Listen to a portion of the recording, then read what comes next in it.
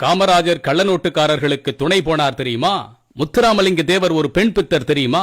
இமானுவேல் சேகரன் அவர்கள் ராணுவத்தில் இருந்ததை யாரும் நிரூபிக்க முடியுமா என்ற பிதற்றல்களை, உளறல்களை சமீப காலங்களில் நாம் காண முடிகின்றது. இது போன்ற கீழ்த்தரமான செய்திகளை பதிவிடும் தமிழின விரோதிகளை, எம் இனத்தின் புல்லுருவிகளை பார்த்து நான் கேட்கின்றேன். இந்த அவதூறுகளை பரப்புவதன் மூலமாக இந்த சமூகத்திற்கு நீங்கள் என்ன சொல்ல வருகின்றீர்கள்? எதற்காக இதை செய்கின்றீர்கள்? உங்கள் கேடுகட்ட சேனல்களை எல்லாம் பிரபலப்படுத்துவதற்காகவா? இந்த சமூகத்தின் பேசுபொருளாக நீங்கள் ஆக வேண்டும் என்பதற்காகவா? இந்த மனிதர்களின் கால் தூசிக்கு நீங்கள் எல்லாம் சமமாவீர்களா? ஐயா காமராஜரும் தேவர் ஐயா அவர்களும் திருமணமே செய்து கொள்ளாமல் இந்த மண்ணிற்காகவும் மக்களுக்காகவும் தங்கள் வாழ்க்கையை அர்ப்பணித்தார்கள்.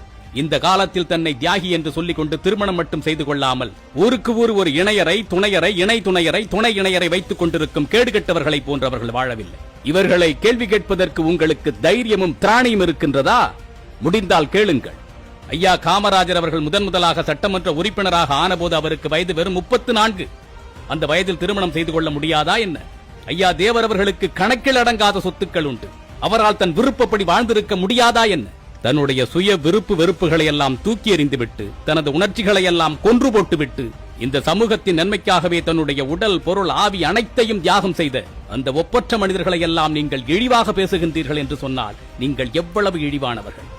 ஒரு சமூகத்தின் மீது உங்களுக்கு வன்மம் இருக்கின்றது என்று சொன்னால் அந்த சமூகத்தை சார்ந்த ஒரு மாமனிதரை ஒரு சாதி அடையாளமாக்கி அதை கொண்டு உங்கள் வன்மத்தை தீர்த்துக் கொள்ள வேண்டும் என்று நினைக்கின்றீர்களே, எவ்வளவு கீழ்த்தரமான செயல் இது! நீங்கள் எவ்வளவு பெரிய தவறை செய்கின்றீர்கள் தெரியுமா? ஒரு சமூகத்தினுடைய எழுச்சியே அந்த சமூகத்தில் வாழ்ந்து மறைந்த உத்தமர்களின் தியாகங்களை கொண்டுதான் கட்டமைக்கப்படுகின்றது. காமராஜரின் வரலாற்றை படி, அவரை போன்று இருப்பதற்கு முயற்சி செய், அவரை உன்னுடைய உதாரணமாக எடுத்துக்கொண்டு உன் வாழ்க்கையில் நடைபோடு என்று இளைஞர்களை பார்த்து நாம் சொல்லிக் கொண்டிருக்கின்றோம். தேவரையாவை படி, அவருடைய வாழ்க்கையை பற்றி தெரிந்து கொள்.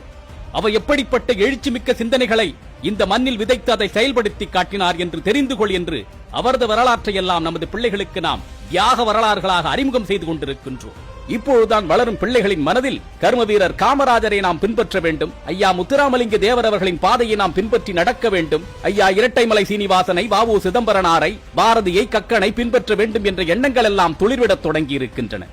இந்த காலகட்டத்தில் வந்து காமராஜர் தவறானவர், தேவர் தவறானவர், அவர் தவறானவர், இவர் தவறானவர் என்று கூறி யாரையெல்லாம் என்னுடைய எடுத்துக்காட்டான மனிதர்களாக கொண்டு இந்த சமூகத்தை நல்வழிப்படுத்த கட்டமைக்க வேண்டும் என்று திட்டமிட்டுக் கொண்டிருக்கின்றோமோ அவர்களையெல்லாம் தவறானவர்கள் என்று சித்தரிப்பதன் மூலமாக யாருக்காக நீ பணியாற்றுகின்றாய்?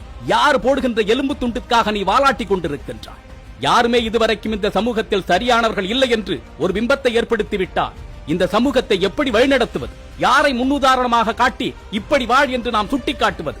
என் அன்பு தமிழ் சொந்தங்களே, தென் மாவட்டங்களில் பெரும்பான்மை வகிக்கும் முக்குளத்தூர் சமூகம், நாடார் சமூகம், தேவேந்திரகுல வேளாளர் சமூகத்தை ஒன்றிணைந்துவிட செய்யக்கூடாது என்பதற்காகவே இதுபோன்ற திட்டமிட்ட சதிகள் நடத்தப்பட்டுக் கொண்டே இருக்கின்றது. இந்த பெரும்பான்மை சமூகங்கள் ஏதோ ஒரு விதத்தில் சண்டையிட்டுக் கொண்டே இருக்க வேண்டும், பிளவுபட்ட வண்ணமே இருக்க வேண்டும். அப்பொழுதுதான் தமிழன் அல்லாதவர்கள் தமிழனை ஆள முடியும். இந்த பெருமெண்ணிக்கையில் இருக்கும் தமிழ் குடிகள் எல்லாம் இணக்கமாகவே இருந்துவிடக் கூடாது என்று திட்டமிட்டு சதி வேலைகள் நடத்தப்படுகின்றது.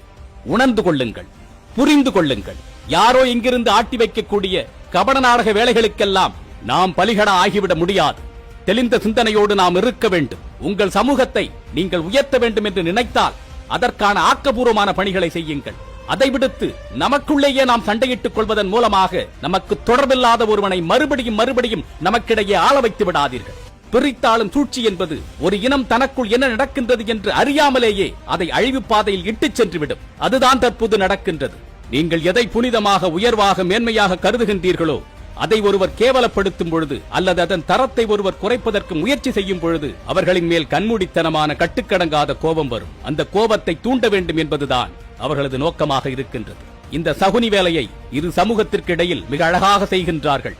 சாதுரியமாக இருப்போம், அப்பொழுதுதான் சகுனிகளை வெல்ல முடியும். சிந்திப்போம், மற்றும் ஒரு பதிவில் சந்திப்போம். தமிழனாய் பிறந்தேன் என்ற பெருமையுடன் விஜய் சீதாராமன்.